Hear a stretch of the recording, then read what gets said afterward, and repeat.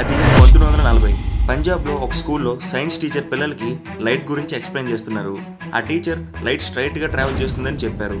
అప్పుడు ఒక student, sir ఎందుకని లైట్ స్ట్రైట్గానే ట్రావెల్ చేస్తుంది, లైట్ ఎందుకని బెండ్ అవ్వదు అని అడిగాడు.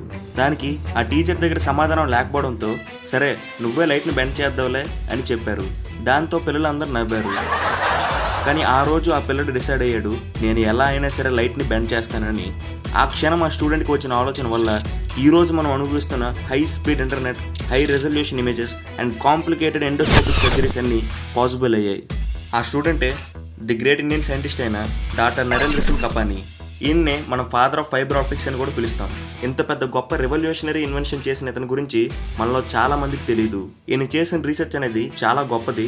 మన ఇండియన్ సైంటిస్ట్ గురించి మనకి తప్పకుండా తెలియాలి.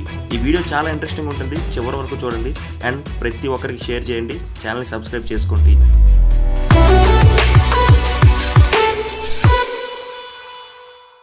నరేంద్ర సింగ్ కపానీ పంజాబ్లో 1936లో పుట్టారు.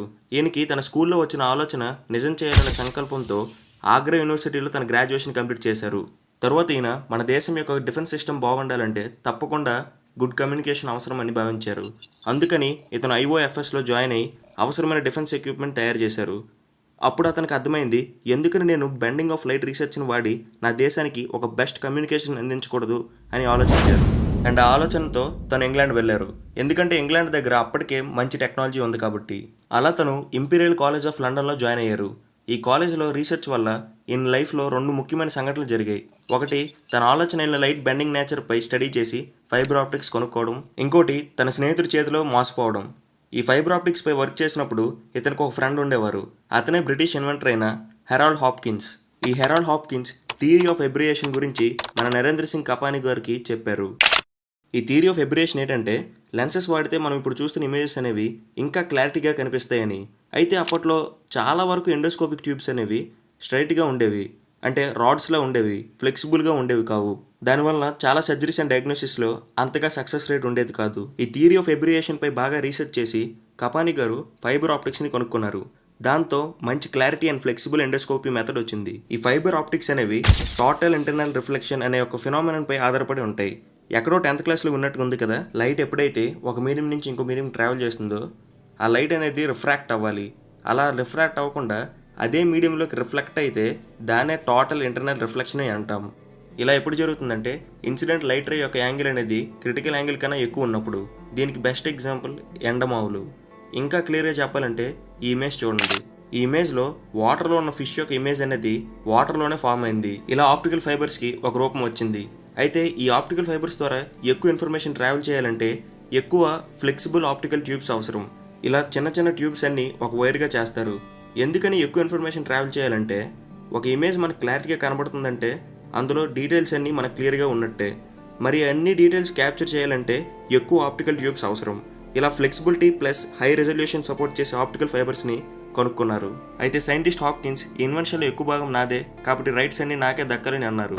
అయితే కపానీ గారు, ఎక్స్పెరిమెంట్స్ అన్నీ నేనే చేశా, మేజర్ కాంట్రిబ్యూషన్ అంతా నాదే కాబట్టి దీని యొక్క రైట్స్ అన్ని నావని క్లెయిమ్ చేశారు. సో అయితే క్రెడిట్స్ అనేవి హాప్కిన్స్కైనా వెళ్ళాలి లేదా కపానీ గారికైనా రావాలి. కానీ ఇప్పుడే ఒక ట్విస్ట్, దాని యొక్క రైట్స్ ఇద్దరికి వెళ్ళలేదు, వేరే సైంటిస్ట్కి వెళ్ళిపోయింది. అతనే చార్ల్స్ కావో. ఇతను 1952లో కపానీ గారు పబ్లిష్ చేసిన తన రీసెర్చ్ పేపర్స్ అన్ని బాగా చదివి స్టడీ చేసి ఒక చిన్న చేంజ్ చేసి క్రెడిట్ మొత్తం కొట్టేశారు. నోబెల్ ప్రైజ్ కూడా దక్కించుకున్నారు. అదేంటంటే, కపానీ యొక్క గ్లాస్ ఆప్టికల్ ఫైబర్స్లో ఉన్న ఇంప్యూరిటీస్ అన్ని రిమూవ్ చేస్తే సన్ రేడియేషన్ అబ్జార్ప్షన్ అనేది తగ్గుతుంది. దీంతో ఇన్ఫర్మేషన్ అనేది కొన్ని వేల కిలోమీటర్లు పంపించవచ్చు అని చెప్పారు. సైంటిస్ట్ కావో యొక్క వర్క్ మొత్తం కంప్లీట్గా కపానీ గారి ఎక్స్పెరిమెంట్స్ మీద ఆధారపడి ఉంది. అండ్ కపానీ గారి యొక్క రీసెర్చ్ని బేస్ చేసుకునే ఎన్నో ఆప్టో ఎలక్ట్రానికల్ డివైసెస్ అనేవి వచ్చాయి. ఇప్పుడు మనం అనుభవిస్తున్న హై స్పీడ్ ఇంటర్నెట్ కూడా అవైలబుల్ అయింది. ఇంత చేసిన తనని ఒక అమెరికన్ మ్యాగజైన్ అయిన fortune the unsung hero who influencer the 20th century అని పబ్లిష్ చేస్తే కానీ చాలా మంది ఇండియన్స్కి తెలియలేదు. ఈయన 2020లో చనిపోయారు. చనిపోయిన తర్వాత ఈయనకి పద్మవిభూషణ్ అవార్డు ఇచ్చారు. కానీ ఇతను బ్రతుకున్నప్పుడు ఇతనికి రావాల్సిన గుర్తింపు తనకు రాలేదు. వీడియో నచ్చితే మాత్రం తప్పకుండా లైక్ చేయండి అండ్ మీ ఫ్రెండ్స్ అందరికీ షేర్ చేయండి. అండ్ మా ఛానల్ని సబ్స్క్రైబ్ చేసుకుని బెల్ ఐకాన్ని నోటిఫికేషన్ ఆన్లో పెట్టుకోండి. Thank you for watching. జై హింద్.